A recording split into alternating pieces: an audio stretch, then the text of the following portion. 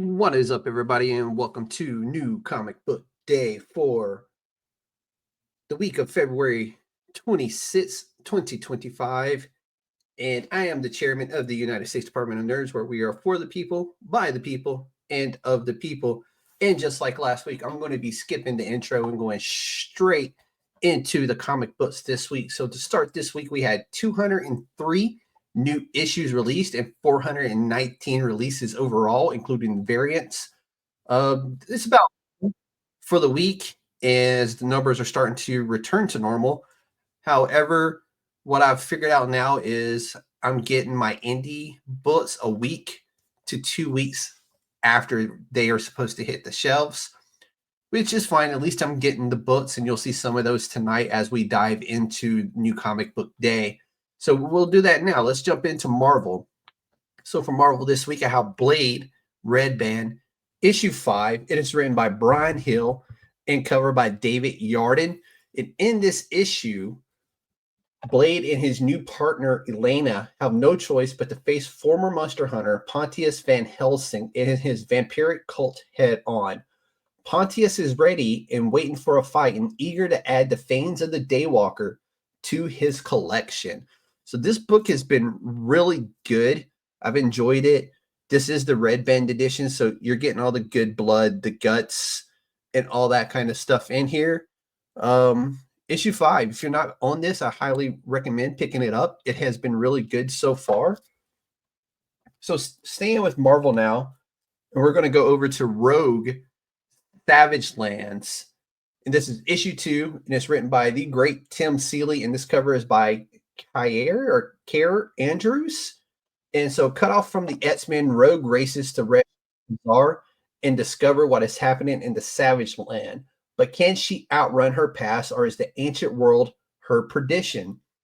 So this was a really dope cover. I picked it up because it reminded me of a 90s X-Men cover with the colors and everything on it. So that's why I went with this cover, but it's been a great story so far on it. And I can't wait to read issue 2 and find out what's going on in here. But it's been good. Issue 1 was really good. So one more from Marvel, and we're going to the galaxy far, far away. And we have, it's a new number 1. So we have Star Wars, The Rise of Skywalker, written by Jody Hauser. And this is the cover by Jody Muir. And the final battle for the galaxy begins as the Resistance struggles against the First Order's dominance. Poe Dameron discovers an unthinkable threat on the horizon as the fate of the galaxy hangs in the balance. Rey must find a way to find the hidden Sith hideout, putting her on a full-on collision course with Kylo Ren. And I went with the Emperor Palpatine cover. He always has really cool covers when he shows up on a cover, and this one was no different. We got the Force Lightning. You see his Armada in the background there. Really dope cover this week, and I'm looking forward to reading this. I mean, we've all seen the movie, but it's always a little bit better when you can put your eyes on it and read it in comic book format. So we're going to jump over to some indies now, and the first stop we're going to make in the indies is Ahoy Comics, and we're going to talk about New Jersey's finest superhero, the Toxic Avenger, issue number 5, and this is the exciting conclusion of the Ahoy's first Toxic Avenger series. It's been really fun. I'm looking forward to reading this 5th issue, and if you notice here, the trade-in card is back, and it is an absolute Batman homage on it. It's really cool card this week on here. But in this one, the final issue, secrets are revealed, conspiracies exposed, and scores settled, skulls fractured, and Toxie takes his fight and his mop to the chemical company responsible for poisoning him and all of Tromaville.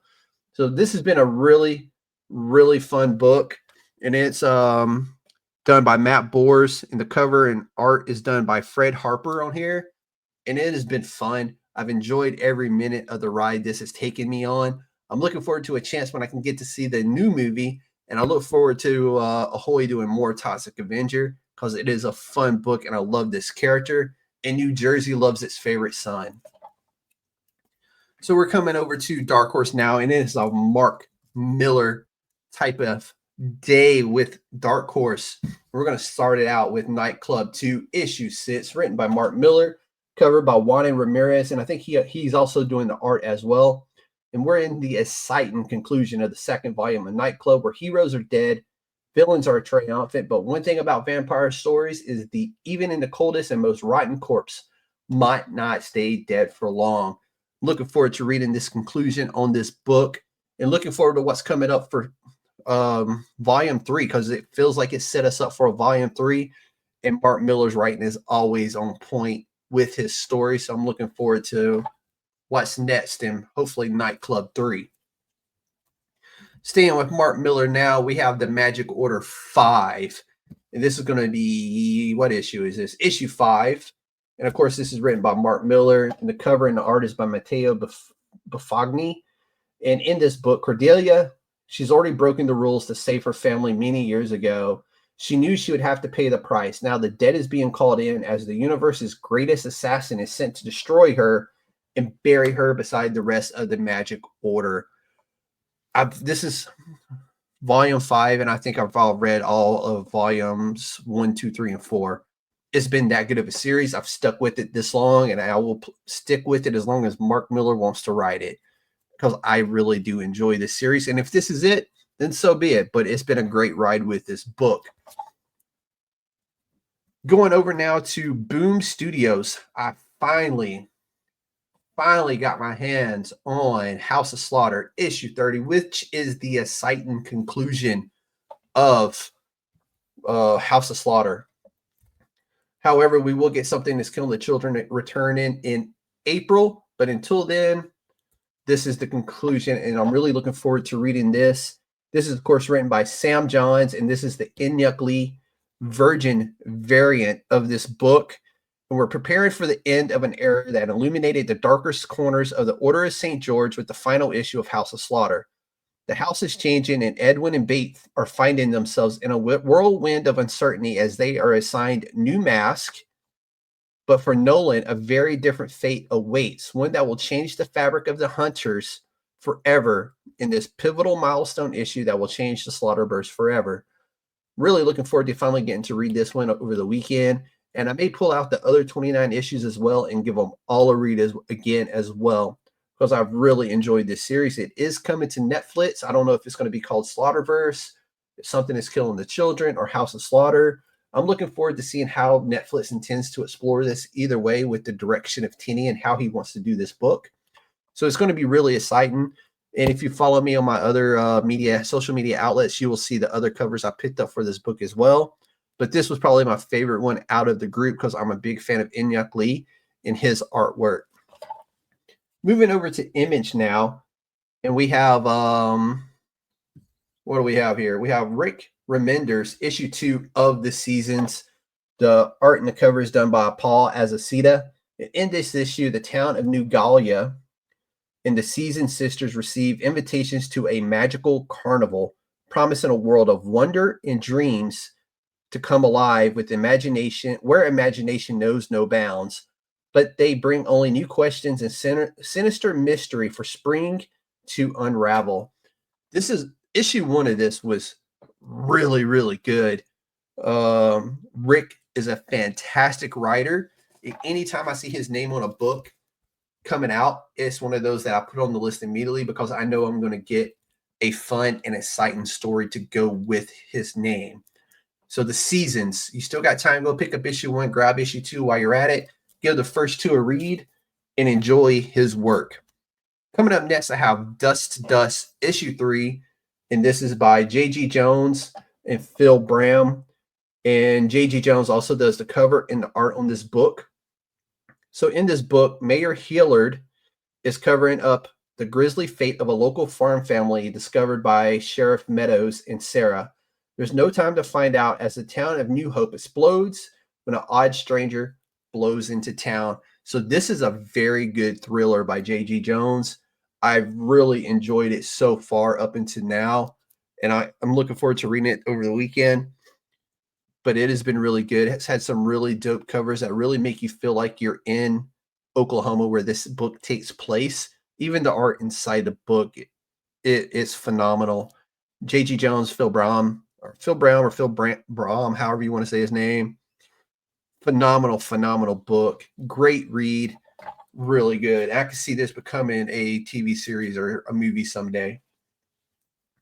So going into Ghost Machine now, we have Hornsby and Halo. What do we got here? Issue 4, written by Peter J. Tomasi, covered by Kyle Hotz and Peter Snedberg, doing the interior. So give it back. That's all Zach and Rose kept hearing from the recently dead town folk, who, thanks to the unholy blizzard called down by a rogue angel, have clawed out of their graves looking for precious items stolen from them by Zach's parents. And these zombies aren't going to stop until their thirst for revenge is taken. Can it get crazier? Why, yes, it can, when Zach and Rose are forced to reveal their true celestial and infernal identities to each other. And that is a dope cover this week by Kyle Hotz. This story has been great so far. I enjoy what Ghost Machine is doing with their titles, and this one has been no different. It has been really good and a fun ride.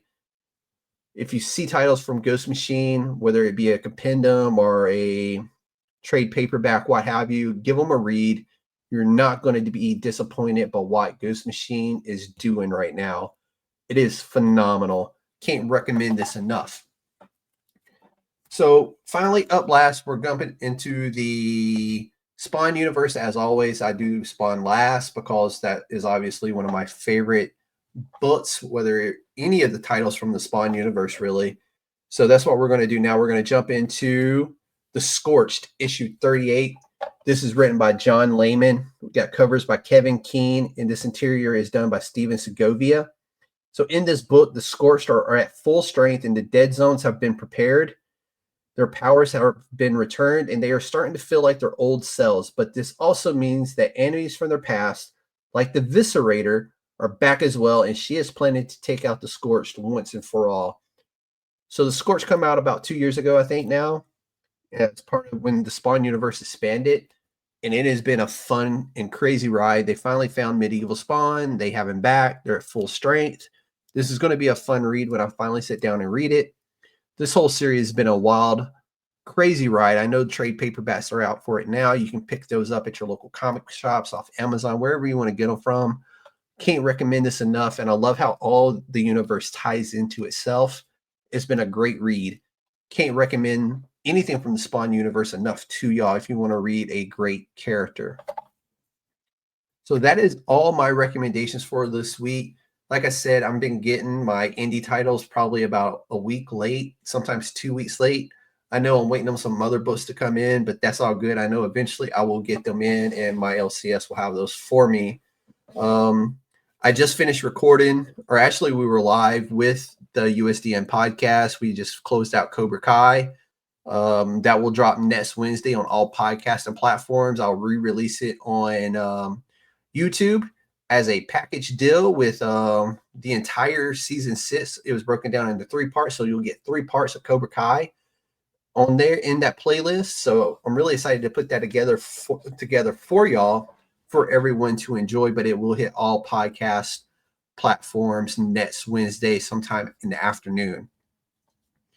That's all I have for this week. I hope you enjoyed this episode. And as always, if you do, don't forget to hit that like, share, and subscribe button. Looking forward to hearing from what y'all picked up from your comic book shops this week, or what you're reading right now. Drop it in the comments down below. Let us know what you're reading. And as always, on behalf of myself, the chairman, and our council of nerds, this show is USDN approved. Y'all have a good night.